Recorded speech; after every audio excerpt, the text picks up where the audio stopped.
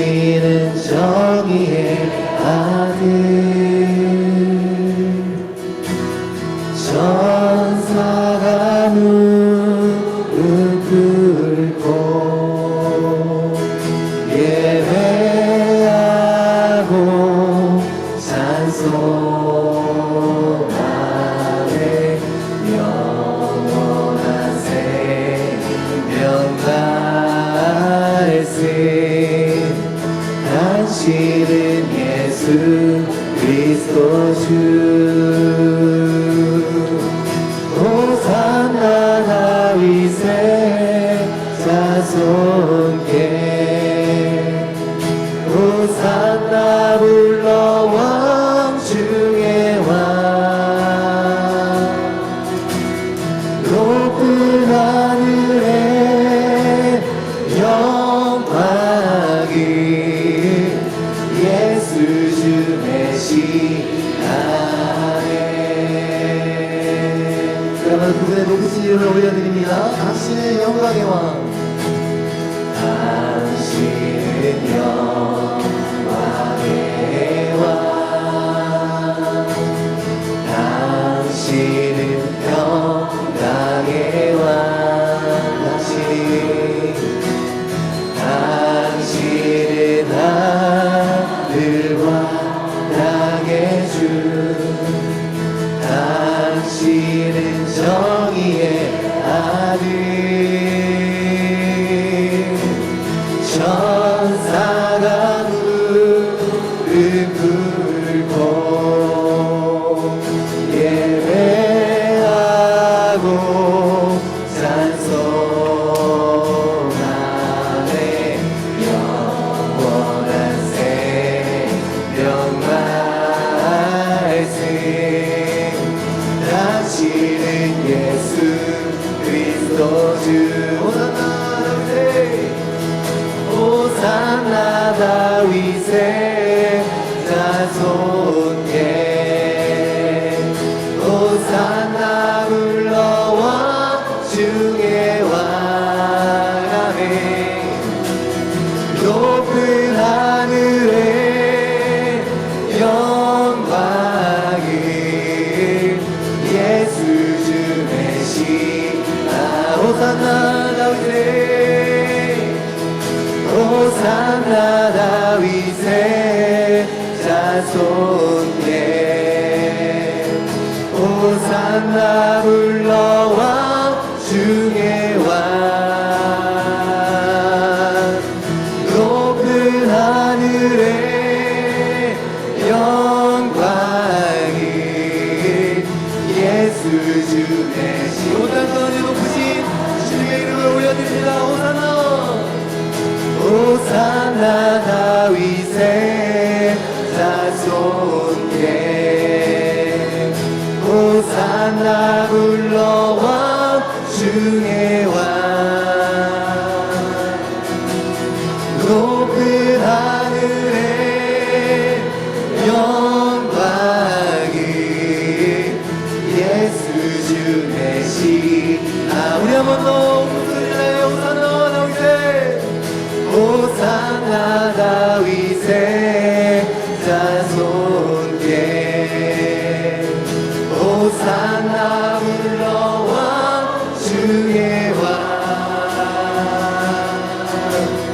높은 하늘에 영광이 예수 주 메시아네. 높은 하늘에 영광이, 높은 하늘에 영광이 예수 주 메시아네.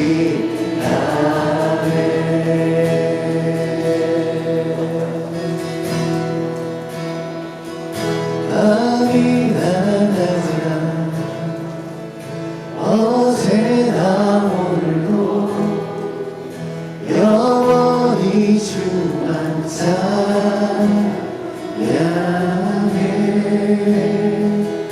괴롭고 슬레 나만하여 넘어져도 언제나 주만 찬양해. 찬양하네.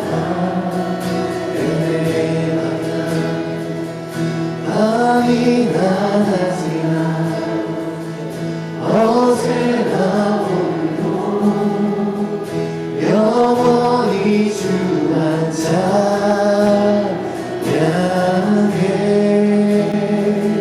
외롭고 슬플 때 낙망하여 넘어져도 언제나 주만 찬양하자. 밤이 나나지나 어제나 오늘도 영원히 주만 찬양해. 외롭고 슬플 때 낙망하여 넘어져도 언제나 주만 찬양하자. 밤이 나나지나 어제나 오늘도 영원히 주만 찬양해. 외롭고 슬플 때 낙망하여 넘어져도 언제나 주만. 우리 한 번 더 믿음의 결단으로 주님 앞에 고백합니다. 밤이 나나지나 밤이 나나지나 어제나 오늘도 변함없이 주만 찬양해.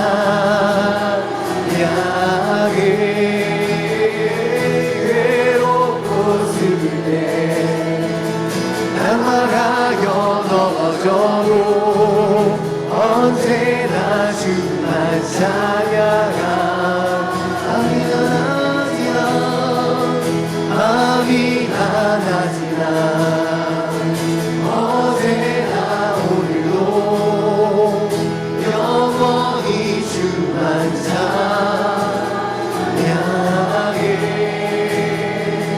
외롭고 슬플 때 낙망하여 넘어져도 언제나 주만 찬양하겠네.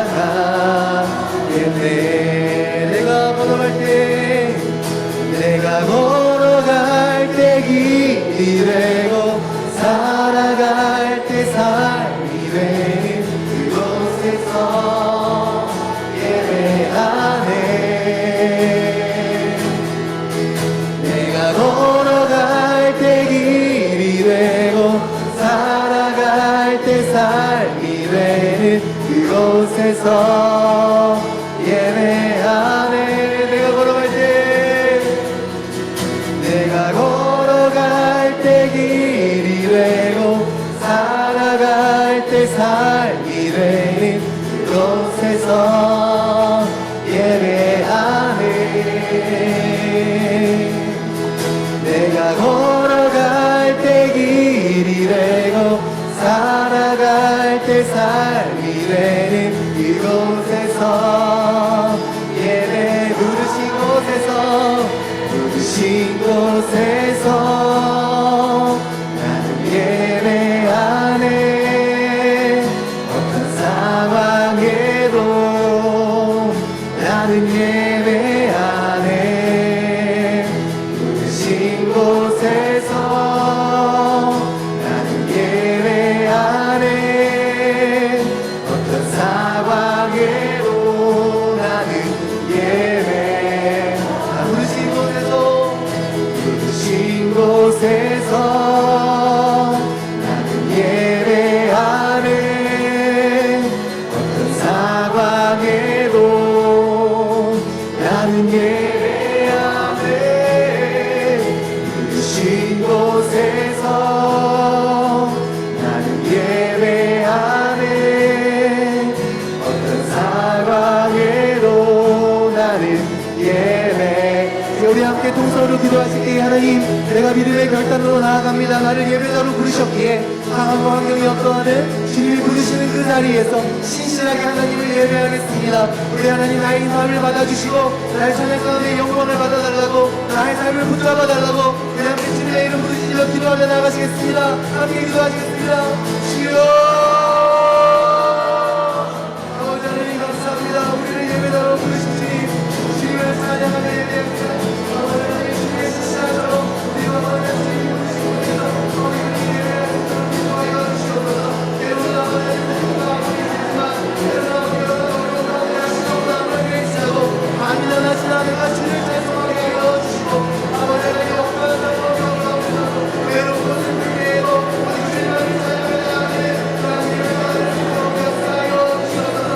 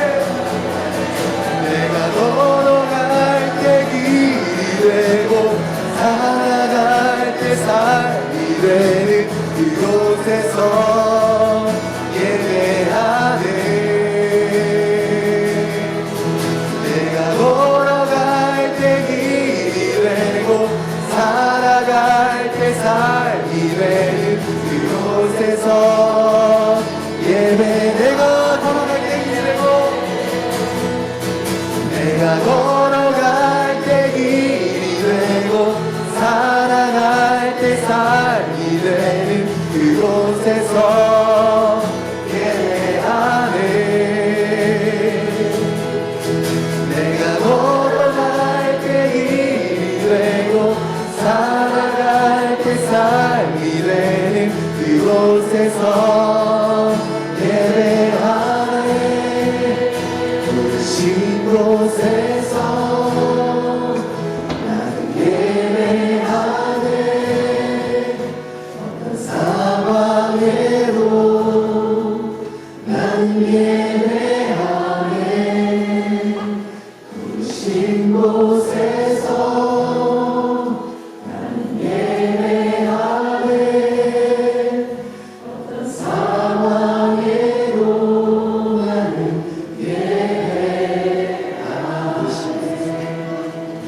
부르신 곳에서 나는 예배하네. 어떤 상황에도 나는 예배하네. 부르신 곳에서 나는 예배하네. 어떤 상황에도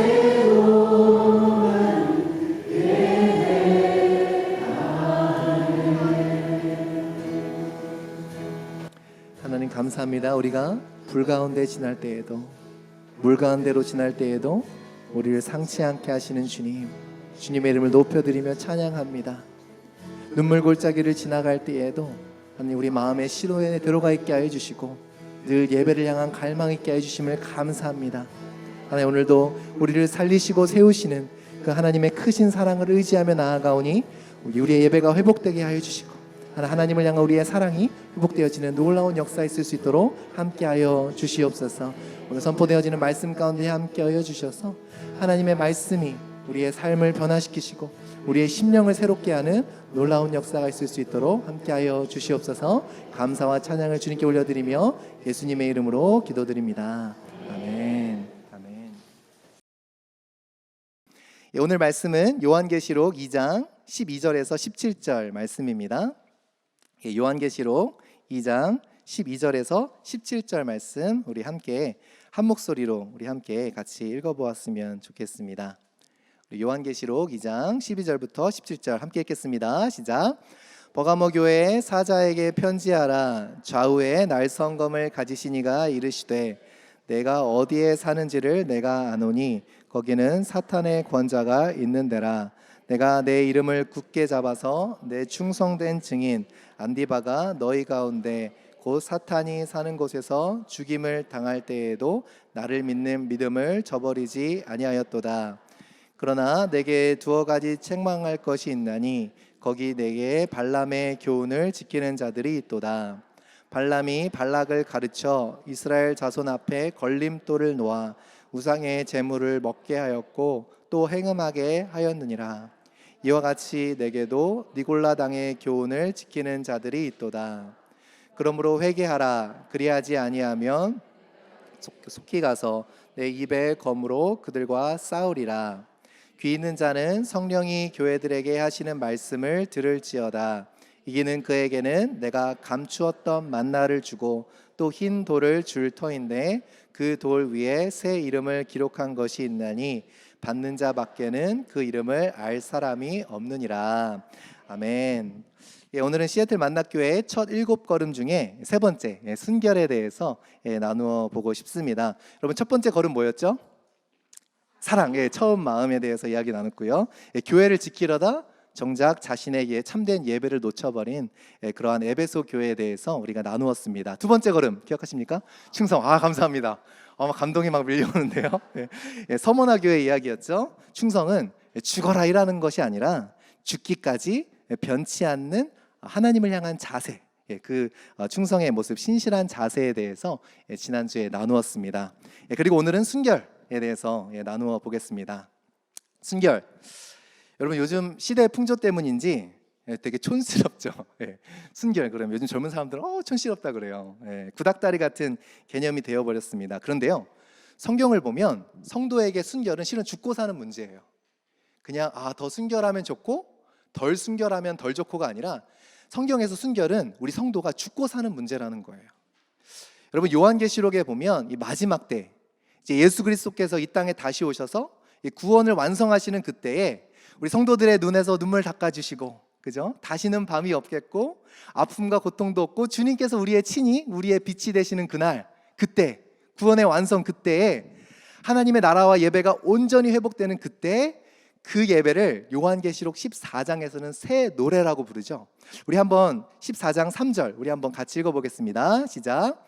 그들이 보좌 앞과 내 생물과 장로들 앞에서 새 노래를 부르니 땅에서 속량함을 받은 14만 4천 밖에는 능히 이 노래를 배울 자가 없더라. 구원의 완성 마지막 예배, 그죠? 우리가 영원히 드릴 그 온전한 예배, 그 구원을 받은 성도밖에는 참여할 수 없는 그 예배. 그런데 그 예배를 드리는 성도들이 어떤 사람인가? 그 다음 절에 이렇게 말씀합니다. 한번 같이 읽어볼게요. 시작. 이 사람들은 여자와 더불어 더럽히지 아니하고 순결한 자라. 순결한 자. 구원함을 받은 성도들이 반드시 가지고 있게 될 그 모습이 무엇인가? 바로 영적 순결이라는 것입니다. 순결은 결코 가벼운 문제가 아니죠. 죽고 사는 문제가 달려 있는 것입니다.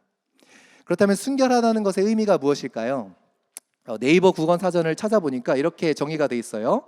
잡된 것이 섞이지 아니하고 깨끗한 것, 마음에 사욕, 사념 따위와 같이 더러움이 없이 깨끗한 것, 이것이 바로 순결이라고 얘기합니다. 여러분 어떠세요?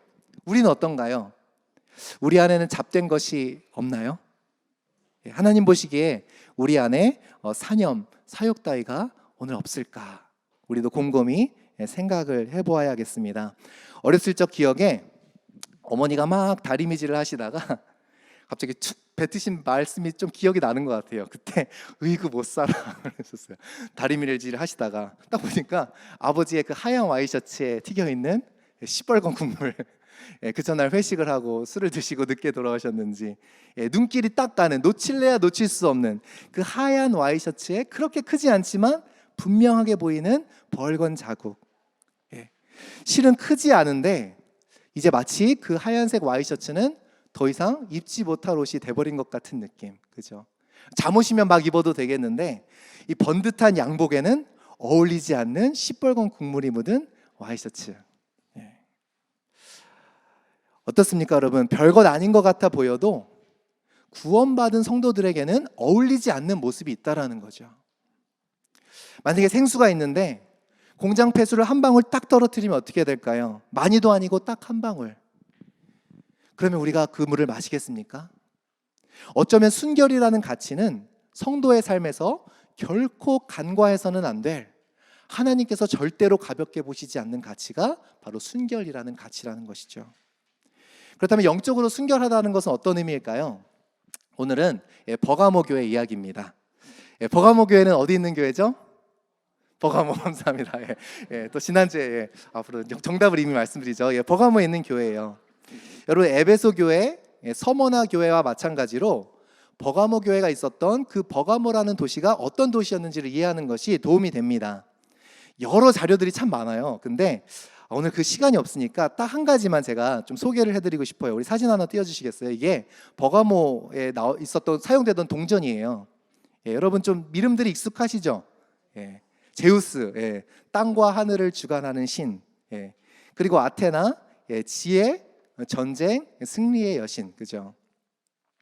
그리고 디오니소스, 술의 신, 포도의 신, 그죠? 힘과 풍요와 쾌락을 의미하는 신. 그리고 마지막으로 아스클레피오스, 치료의 신. 실은 이 뱀 모양이 지금 WHO의 그 지팡이에 있는 뱀, 그걸 의미하죠. 치료의 신. 그러니까 우리 요즘 말로 하면 어떨까요? 힘의 논리, 쾌락의 논리, 지성주의, 그죠? 과학, 이런 온갖 것들 가운데 정신을 바짝 차리고 살아야 되는 것이 바로 버가모였다라는 것입니다. 무엇을 보여주나요, 여러분? 실리콘밸리 하면 이제 테크 기업들의 대명사가 된 것처럼 버가모는 어떤 것의 대명사냐? 소아시아의 종교 센터 같은 느낌이었어요. 온갖 신들, 모든 것을 다 경험할 수 있는 곳. 여기에 로마 황제 숭배까지 더해져서 버가모는 그야말로 종교 백화점이나 다름없는 그러한 도시였습니다. 그래서 예수님께서 오늘 본문에서 버가모를 이렇게 표현하세요. 우리 2장 13절 초반부, 내가 어디에 사는지를 내가 아노니, 하나님이 아신대요. 예수님이 거기는 사탄의 권자가 있는 데라. 오죽했으면, 그죠? 오죽 사탄의 영향력이 강한 곳이었으면 사탄이 왕노릇하는 곳이 바로 버가모더라. 예수님께서 말씀하시는 것입니다. 화려한 종교 뷔페 식당을 만들어 놓고 그 사장은 누구예요? 사단이 사장 노릇하는 그러한 도시. 사람을 온통 혼미케 만드는 것이 질비한 곳이 바로 버가모였다라는 것입니다. 그곳에서 그리스도인으로 살아간다라는 것. 정신 똑바로 차리지 않으면 언제 혼미케 되어질지 모르는 그러한 곳에서 살아가고 있다라는 것이지요. 그래서 예수님께서 버가모 교회를 칭찬하십니다. 그 칭찬이 무엇인가요? 우리 13절 뒷부분 한번 같이 읽어보겠습니다. 시작. 내가 내 이름을 굳게 잡아서 내 충성된 증인 안디바가 너희 가운데 곧 사탄이 사는 곳에서 죽임을 당할 때에도 나를 믿는 믿음을 저버리지 아니하였도다. 대단하죠. 이런 곳에 살아도 믿음을 저버리지 않을 수 있다라는 거예요. 그 칭찬의 내용이 무엇인가? 사단이 왕노릇하는 곳에서도 너희 가운데 사단이 왕노릇하게 하지 않은 것. 이것이 바로 예수님의 칭찬입니다. 그런데요, 예수님의 책망이 곧바로 이어져요. 어떤 책망입니까? 우리 14절 전반부 한번 같이 읽어보겠습니다. 시작. 그러나 내게 두어 가지 책망할 것이 있나니 거기 내게 발람의 교훈을 지키는 자들이 있도다. 발람의 교훈을 지키는 자들. 여기에 참 중요한 단어가 하나 있는데요. 여기에 발람의 교훈을 지키는 할 때 지키다라는 헬라어 동사는 크라테오라는 동사입니다. 크라테오. 붙잡다, 붙들다라는 뜻이에요. 그런데 놀라운 게 뭐냐? 이 동사가 이미 한 번이 사용되었어요. 언제입니까? 바로 전에 13절에 내 이름을 굳게 잡았다. 너희가 내 이름을 굳게 잡았어 라고 예수님께 칭찬하실 때 똑같은 동사 크라테오가 사용되었습니다. 그러니까 크라테오가 지금 예수님께서 어떤 뉘앙스예요? 맞아, 너희가 잘했어. 내 이름을 크라테오 한 거 잘했어. 그런데 너희가 내 이름만 크라테오 한 게 아니라 발람의 교훈도 크라테오 해버리고 말았어. 책망하시는 겁니다. 버가모 교회가 예수님의 이름을 굳게 잡았어요. 그건 잘했습니다. 그런데 문제는 뭐예요? 붙잡지 말아야 할 것도 굳게 잡았어요. 믿음은 무엇입니까? 우리 그렇죠. 우리는 예수님 굳게 잡았다고. 굳게 잡았다고. 그런데 그 다른 손으로 내가 무엇을 잡고 있는지는 보지 않아요. 그리고 내 한 손, 예수님 붙잡고 있는 그 손만 보면서 나는 잘하고 있다고. 나는 문제가 없다고. 그러나 그 다른 손으로 발람의 교훈을 붙잡고 살 수도 있다라는 겁니다. 문제는 뭡니까? 붙잡지 말아야 할 것을 붙잡는 성도. 믿음은 무엇인가요? 붙잡아야 할 것은 붙잡아야 됩니다. 근데 믿음에 또 다른 면이 있어요. 버려야 할 것은 가치 없이 과감하게 버려야 한다는 것이에요. 실은 우리의 믿음을 알게 모르게 병들게 하는 게 바로 이거죠. 나는 붙잡았다고 그렇게 기도하고 예배하고 봉사하고 잘 믿고 있다고 붙잡고 있다고. 그런데 정작 내 삶에서 붙들고 있는 다른 것들에 대해서는 전혀 조명하지 않습니다. 말씀이 그것을 조명하는 걸 내가 거부해요. 딱 선을 긋고 내가 지금 이렇게 믿음 생활을 잘하고 있으니 나는 모든 것이 괜찮은 마냥. 교회에 오면 어때요, 여러분? 처음 오면 이렇게 오신 분들에게 행동 양식을 입혀요. 그죠? 믿는 거라는 건 말씀도 이렇게 큐티도 해야 되고 좋죠. 당연히 해야죠. 찬양도 하고 예배도 참석하고 헌금도 하고 어떠한 행동 양식을 입혀 놓습니다. 그것도 해야죠. 그러나 교회가 무엇에 대해서 잘 신경 쓰지 않아요? 벗어져야 될 옛사람에 대해서 이야기하지 않아요. 다루지 않아요. 왜냐요? 왜 그런가요? 상처받을까 봐. 혹시 그 사람이 오펜드 될까 봐. 그죠? 잘하고 있다고. 그 사람의 정말 썩어 골마가는 문제가 있음에도 그것은 우리는 묵인해버리고 그냥 예배 드리고 있으니, 교회 오고 있으니 잘하고 있다고. 그러니 마음에 괴리감이 생기죠. 처음에는 기뻤는데, 처음에는 즐거움이 있었는데 이거를 2년 3년 반복하다 보니 뭔가가 좀 아닌 것 같아요. 이게 달까? 이게 정말 믿는 걸까? 왜 내 마음 가운데 기쁨과 자유함이 없을까? 다 하고 있는데 왜 하나님과의 누리는 풍성한 삶이 없을까? 어쩌면 붙잡은 게 문제가 아니라 우리가 다른 것, 놓아야 될 것을 놓지 않은 것이 문제라는 것이죠. 그것이 무엇일까? 바로 발람의 교훈이라는 것입니다. 여러분, 발람의 교훈을 이해하려면 성경의 민수기 22장에 가야 되죠. 이 민수기 22장에 기록된 21장에서 25장에 기록된 사건을 예수님께서 조명하시는 겁니다. 어떤 사건인가? 모압 왕 발락이 선지자, 그러니까 이방 선지자 발람에게 부탁을 합니다. 이스라엘을 저주해달라고, 큰 복채를 주면서 이스라엘을 저주해달라고 부탁을 하는 거예요. 어떤 상황인가? 이제 가나안 정복이 시작되는 거예요. 이미 아모리 왕과 바산 왕이 아주 박살이 났습니다. 그러니까 모압 왕은 지금 어때요? 모압 왕 발락은 겁이 나는 거예요. 나도 저 사람을 상대할 수 없을 텐데. 이스라엘 백성들이 두려운 거죠. 그래서 그들을 저주해달라고 발람에게 부탁을 하는 겁니다. 근데 하나님께서 어떻게 하세요? 그 저주를 허락지 않으십니다. 발람이 저주하지 못하도록 하세요. 도리어 그 저주가 축복이 되게 하십니다. 그렇게 3번 대적의 저주를 축복으로 바꿔주세요.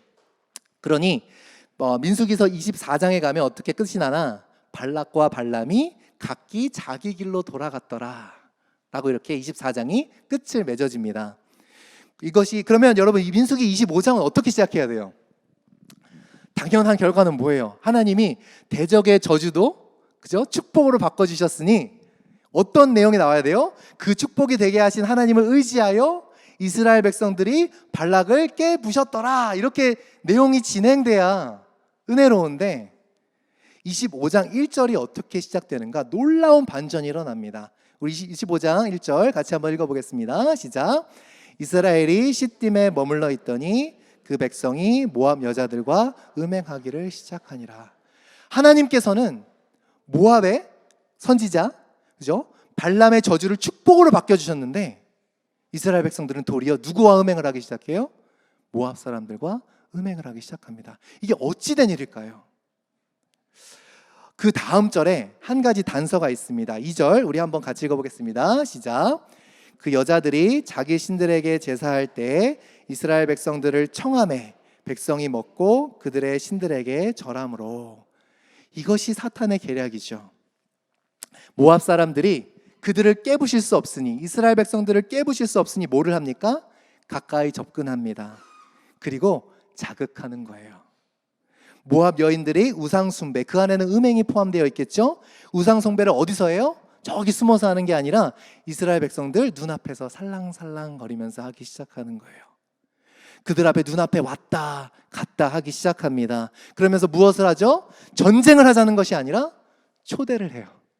같이 하자. 같이 하자. 협박과 저주가 아니라 손을 내밉니다. 괜찮아. 우리 너희 해치지 않아. 우리는 너희들이 하나님 여호와를 믿지 못하는 게 문제가 아니라 괜찮아. 하나님 믿어. 그대로 믿어. 그냥 우리와 와서 잠깐 즐기면 돼. 큰일 나지 않아. 그렇다고 너희가 하나님을 버리는 것은 아니니 눈앞에서 왔다 갔다 하는 거예요. 무엇이에요? 그들의 마음속에 있는 죄성을 부추기는 거예요. 그들을 깨부술 수 없으니 사탄은 무엇을 합니까? 우리가 예배 못 드리는 거 하게 할 수 없죠. 사탄이 바보예요? 그죠? 아니죠. 우리 예배 못 드리게 하면 우리는 죽어라 예배하잖아요. 그죠? 예. 그러니 사탄은 뭐예요? 예배 가. 예배 가. 그러면서 뭐예요? 정말 하나님께 헌신하지 못하도록 너의 예배는 다 드리면서 신앙생활은 다 하면서 그 안에 있는 죄성만 계속 부추겨서 예배는 드리고 예배당 떠나서는 네 마음대로 살면 된다고. 하나님 예배했으니까 하나님도 이해하시지 당연히. 세상이 좀 힘들어? 굳이 그렇게 살아야 돼? 하나님도 그렇다고 네가 하나님 버린 거 아니잖아. 너 예배 드리잖아. 하나님 믿잖아. 하면서 계속 우리의 죄성을 부추기는 거죠. 이것을 요한계시록에서 예수님이 뭐라고 표현하시는가? 우리 14장 후반절 같이 읽어보겠습니다. 시작. 발람이 발락을 가르쳐 이스라엘 자손 앞에 걸림돌을 놓아 우상의 제물을 먹게 하였고 또 행음하게 하였느니라. 걸림돌을 늘 우리 앞에 두는 거예요. 걸려 넘어지도록. 그들이 스스로 죄에 빠지게, 죄에 얽매이게 하는 것입니다. 두 가지를 붙잡게 하는 거예요. 너 하나님 붙잡고 있지? 괜찮아. 그 손 놓지 마. 하나님 놓지 마. 그런데 네 죄성도 붙잡아야지. 쾌락도 붙잡아야지. 돈도 붙잡아야지. 너 그렇게 밉보이면 안 되지. 자존심 부릴 거 다 부려야지. 승질 내야지. 그죠? 네가 바보야? 밉보이면 안 돼. 힘의 논리, 돈의 논리, 쾌락의 논리도 붙잡고 살게 하는 것. 이것이 바로 발람의 교훈이라는 거예요. 여러분 어떻습니까? 제가 청년 설교하면서 청년들은 좀 연애를 늘 많이 하잖아요. 그래서 늘 이런 얘기를 해요. 제가 좀 청년의 마음을 막 하다 보니까 입이 거칠어져도 좀 이해해 주세요. 예. 만약에 청년들한테 이렇게 도전해요. 야, 너 내 아내도 붙잡고 다른 여자도 한 명 붙잡으면 어떤 여자가 그러겠냐? 나한테 그래도 50%의 마음을 줘서 너무 고마워. 그러면은 좀 언어 순화를 할게요. 그럼 정신 나간 놈이라고. 정신 나간 이라고. 예. 청년들한테 더 세게 얘기해요, 실은. 여러분 반으로 나눠서 고마운 게 있고, 그죠? 제가 뭐 밥을 반 나눠주면 고마운 거 있어. 나눌 수 있는 게 있어요. 그러나 나눌 수 없는 게 있어요. 반만 주면 아예 안 준 것들이 있는 거죠. 하나님 그래도 나는 하나님을 완전 떠나지는 않았어요. 그죠? 늘 나 마음의 반은 하나님이에요. 근데 난 그냥 세상이 너무 좋은 것 뿐이에요. 하면서 마치 하나님이 내 반쪽짜리 마음을 그래 고맙다 야. 네 반쪽 마음이라도 주니 나 고맙다 야 하면서 받아주셔야 되는 분 취급하면서 살 때가 얼마나 많냐라는 거죠. 여러분 어떻습니까? 두 가지를 붙잡게 하는 건 이것이 사탄의 전략이에요. 왜요? 그럼 안 붙잡은 거나 다름이 없거든요. 반쪽짜리 순결은 순결이 아닌 거예요. 순결은 100%만 순결인 거예요. 그래서 늘 사탄은 우리를 유혹합니다. 하고 싶은 거 다 하게. 예배당도 가게 하고 그죠? 말씀도 보게 해요, 때로는. 그죠? 왜냐하면 그거 못하게 하면 우리가 정신 똑바로 차리니까. 그죠? 버가모 교회처럼 똑바로 차리니까. 혼미한 그러한 것들이 틈을 타게 합니다. 예배 잘 드리고 너 할 거 알아서 하면 된다고. 골로새서 3장 5절에서 6절 이렇게 말씀합니다. 우리 한번 같이 해볼게요. 시작. 그러므로 땅에 있는 지체를 죽이라. 곧 음란과 부정과 사욕과 악한 정욕과 탐심이니 탐심은 우상 숭배니라. 이것들로 말미암아 하나님의 진노가 임하느니라. 하나님의 진노를 사탄은 내가 주지 않아도 돼요. 진노가 임하게 그들을 우상 숭배로 빠뜨리는 것. 여러분, 물컵에 심하게 녹슨 못이 있는데 거기다 계속 물을 붓는다고 해결이 되겠습니까? 그렇죠? 어떻게 하시겠어요? 먼저 녹슨 못부터 빼내겠죠. 당연히 그것을 먼저 제거해야죠. 근데 우리는 우리의 믿음 생활을 하면서 그렇게 하지 않을 때가 너무나 많아요. 사단의 계략, 굳이 하나님을 부정하게 두지 않습니다. 그냥 녹슨 못과 같은 우리 속에 있는 이 땅의 지체, 우상 숭배의 본질만 계속해서 가꾸도록 내버려 두게 하는 것.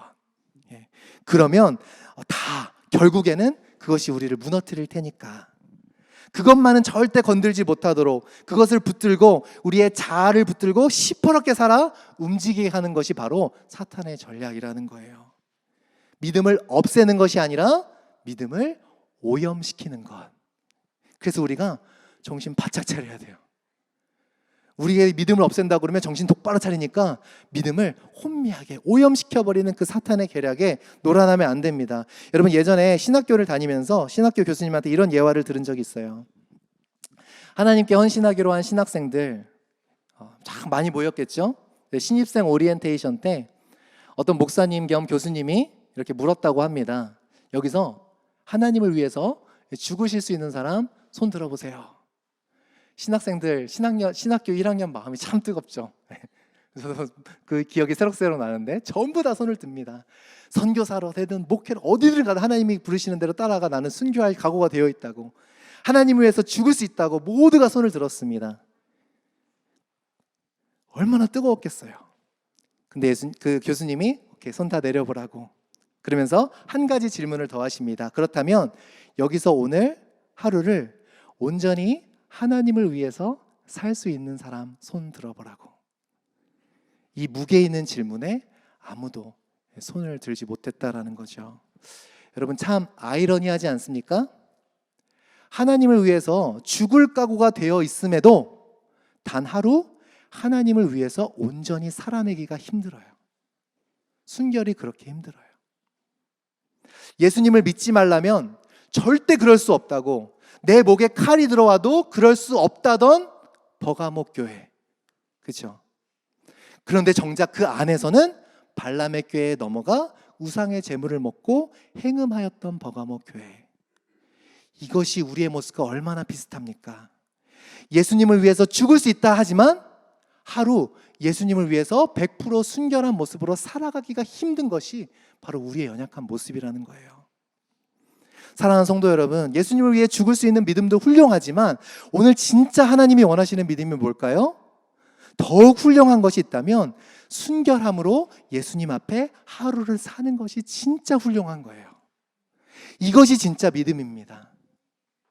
성도의 순교도 참 귀하지만 그에 못지않게 더 귀한 것이 무엇인가? 성도의 순결인 줄 믿습니다. 선교의 순결이에요. 그 성도의 순결, 요한계시록 14장 4절 계속 이렇게 표현을 합니다. 우리 다시 한번 같이 읽어볼게요. 시작. 이 사람들은 여자와 더불어 더럽히지 아니하고 순결한 자라. 어린 양이 어디로 인도하든지 따라가는 자며. 여러분, 순결한 자가 어떤 자래요? 순결은 무엇입니까? 우상 숭배로부터 자신을 지켜낸 요한계시록의 그 성도들을 어떻게 묘사해요? 순결이 무엇인가? 어린 양이 어디로 인도하든지 따라가는 것이 순결이래요. 어디로 인도하든지. 이게 순결한 자의 모습이에요. 예수님이 말하지 말라 그럼 말 안 하고, 예수님이 가야지 그러면 가고, 예수님이 하지 마 그러면 하지 않고, 예수님이 무릎 꿇어라 그러면 꿇고, 판단 기준이 내 마음속에 있는 어떠한 마음이 아니라, 정욕과 탐심이나 내 마음속에 키우고 있는 어떤 마음이 아니라 하나님의 말씀을 듣고 그 말씀대로 내가 하는 것, 이것이 순결한 자의 모습이라는 것입니다. 그렇게 하나님께서, 예수님께서 인도하시는 대로 말하고 행동하면 우리의 삶이 어떻게 달라질까요? 사랑하는 성도 여러분, 어떠십니까? 오랫동안 교회 다니면서 신앙생활 그래도 열심히 하고 있으니까 괜찮겠지 하고 두었던 내 믿음, 정말 괜찮은가요? 그 교회 갔다 하고 그래도 교회 봉사도 열심히 하고 다른 사람 보니까 내가 그렇게 그래도 못하는 것 같진 않고, 그죠? 그래서 감추어 두었던 내 다른, 붙잡고 있는 내 다른 손, 오늘 들여다보면 무엇이 그 손에서 놓아지겠습니까? 정말 내가 무엇을 따라 살고 있는지, 내 마음에 불순물은 없는지 정말 진지하게 들여다보신 적 있으신가요?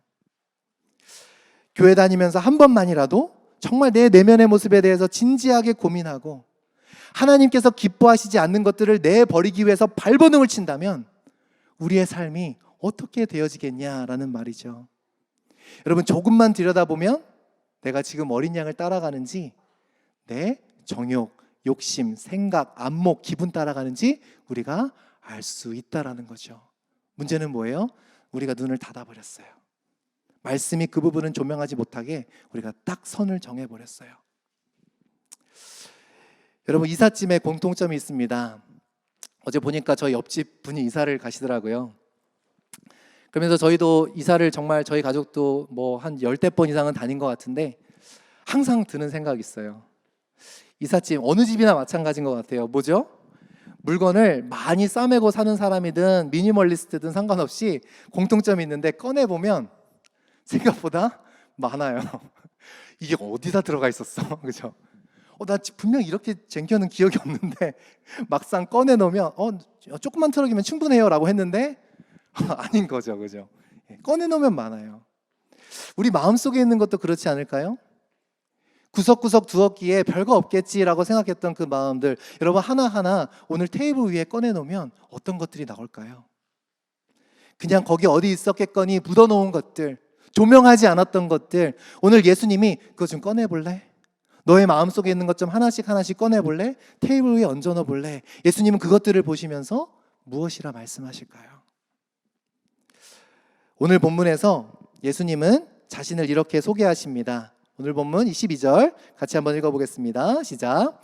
버가모 교회의 사자에게 편지하라. 좌우에 날성검을 가지신 이가 이르시되. 여러분, 좌우의 날성검은 그 당시 로마 정부의 정의를 집행하는 상징이었어요. 그렇죠? 뭐 유대인들이 예수님을 죽이라고 할 때 자기들은 죽일 권한이 없다고 하잖아요. 그 사람을 죽일 수 있는, 사형에 처할 수 있는 그 로마 권위의 상징이 바로 좌우에 날이 선 그런 검이었어요.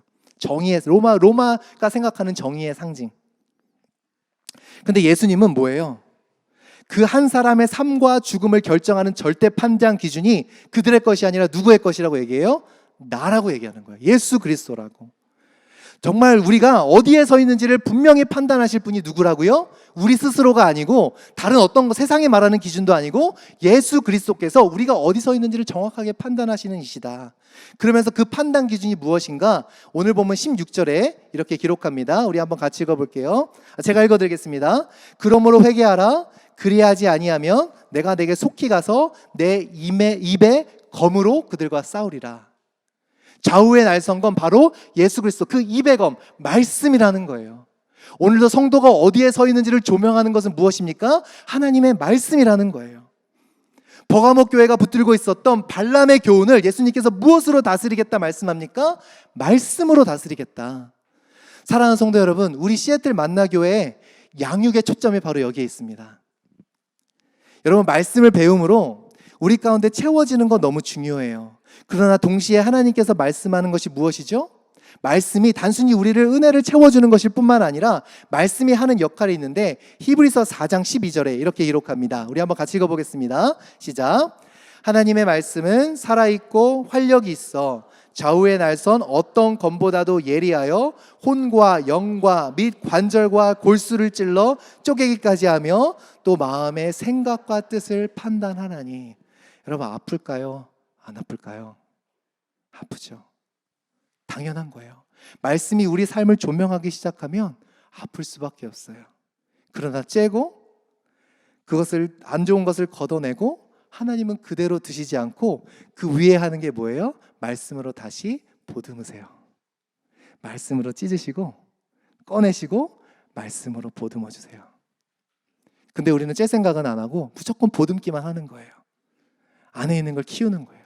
째서 꺼내야 되는데 그거는 너무 아프니까, 성도들이 상처받을 수 있으니까, 그죠? 성도들 괜히 그런 거 하지 말자고, 서로 불편하니까 그런 거 하지 말자고 다 덮어두고 그냥 말씀으로 은혜라고, 여기 은혜 있다고 덮어두고 발라주기만 해요. 그러면 안에서 죽어가는 거죠. 그러니 2년, 3년, 5년, 10년 신앙생활 하니까 어떻게 돼요? 안에 있는 게 골마 터지는 거예요. 진짜 사랑은 무엇입니까? 하나님이 우리를 사랑하시는 진짜 사랑이 뭐예요? 말씀으로 우리를 쪼개신다고요. 우리의 안에 있는 정욕들, 탐심들, 그런 것들을 말씀으로 조명하시고 꺼내시고 그리고 다시 말씀으로 회복시켜 주시는 하나님의 은혜, 이것이 교회의 양육이 되어야 한다는 것이죠. 하나님의 말씀은 채움의 역할도 하지만 드러내기도 합니다. 아픕니다. 그래서 양육은요, 배우고 채우는 것도 중요하지만 더 중요한 게 하나 있는데요, 양육을 통해서 우리 안의 것들이 비워지고 내버려지는 게 더 중요해요. 여러분, 꽁꽁 싸매고 있으면 절대로 기쁨과 평안 누릴 수 없어요. 여러분, 기쁨과 평안 누리고 싶으시잖아요, 그죠? 근데 꽁꽁 싸매고 하나님이 이거 터치하시면 안 되고, 하나님이 이렇게 나를 인도하시면 안 되고, 그죠? 하나님을 내가 붙잡고 있지만 다른 무엇도 붙잡고 있으면 그 안에서 어떻게 기쁨과 평안이 있겠어요? 나의 것들이 하나님 앞에서 꺼내어지지 않으면, 해결되어지지 않으면 결국 그 배움이 나를 속이더라고요. 나는 괜찮은 믿음을 가진 사람이라고, 안에는 골마 있음에도. 사랑하는 성도 여러분, 우리가 교회를 세워가면서 우리의 마음이 분주할 수 있어요. 벌써 여러분 또 교회 생활을 오래 하셔서, 저도 그래요. 이것도 있어야 되고 저것도 있어야 되고, 그죠? 할 게 참 많아요. 근데 천천히 가도 괜찮아요. 왜요? 무엇인가 우리가 더해가는 것에 너무 신경을 쓰다가 뭘 놓칠 수 있어요? 우리 속에 비워져야 될 것들에 대해서 신경을 안 쓸 수 있어요. 우리가 정말 비워야 될 것, 내버려야 될 것에 대해서 우리가 외면한 채 다른 사역적인 거 얼마나 쏟는다 한들 결국엔 다 무너질 거니까. 정말 우리가 무엇을 만들어가는 것보다 더 중요한 거, 먼저 우리의 내면의 것들이 하나님한테 어떤지, 하나님 보시기에 어떤지 먼저 조명하고, 그리고 그 위에 하나씩 쌓아도 결코 늦지 않는다라는 거예요.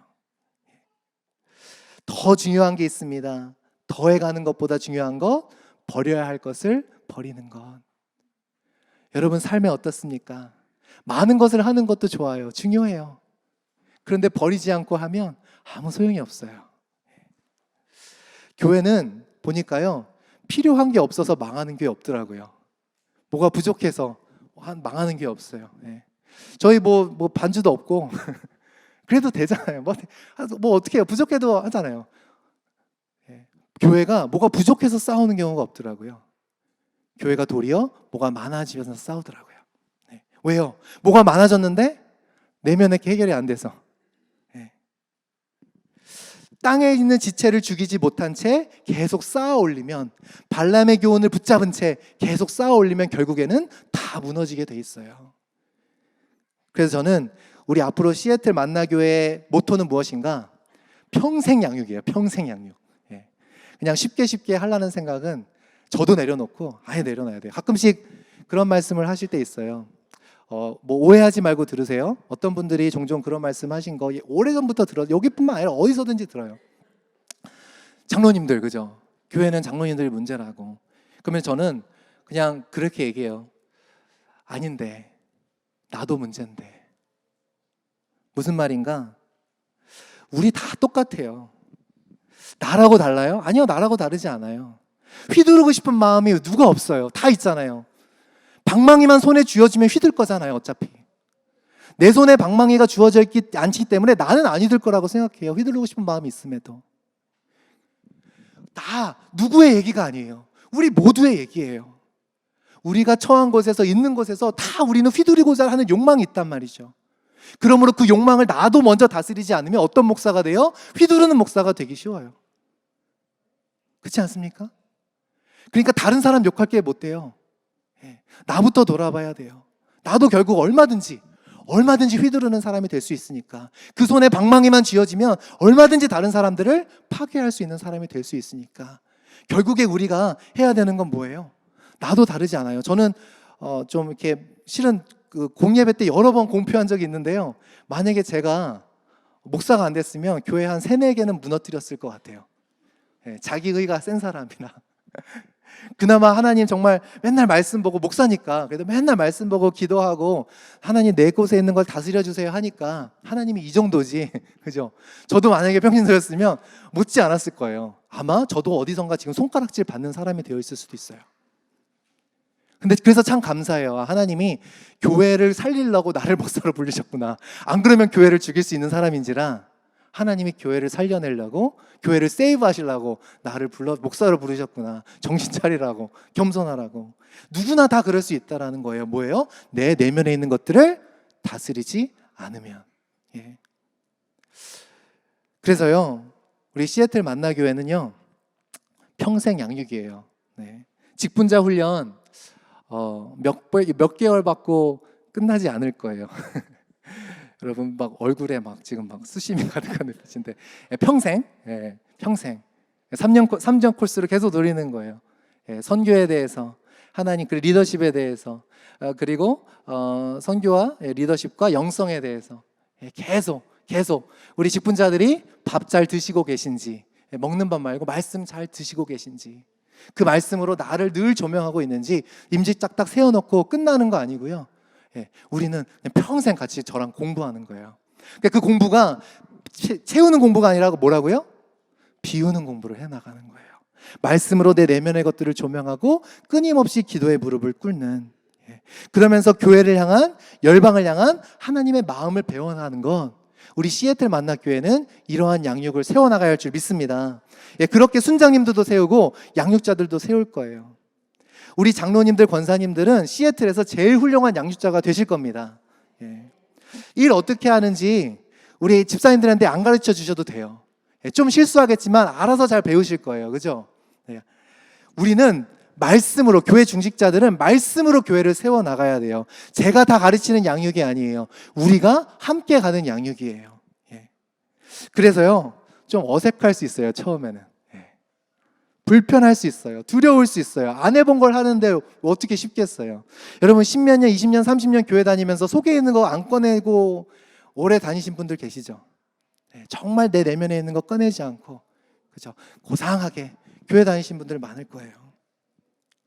그러나 우리는 그것들이 해결될 때에 참된 기쁨과 자유가 있기에 우리는 두려워하지 않을 거예요. 그래서 용기가 필요합니다. 말씀이 나를 찔러 쪼개도 나를 항복할 수 있는 용기. 진정한 자유함과 기쁨의 능력은 언제 생기는가? 바로 내 내면의 것들이 해결되어질 때 생긴다라는 것이죠. 뛰어야 돼요. 점프를 해야 됩니다. 무서울 수 있어요. 그러나 뛰면 자유할 줄 믿습니다. 예수님께서 버가목 교회에 2가지를 약속하셨어요. 요한계시록 2장 17절 우리 한번 같이 읽어보겠습니다. 요한계시록 2장 17절 우리 처음 본문으로 가셔서 우리 한번 찾아주세요.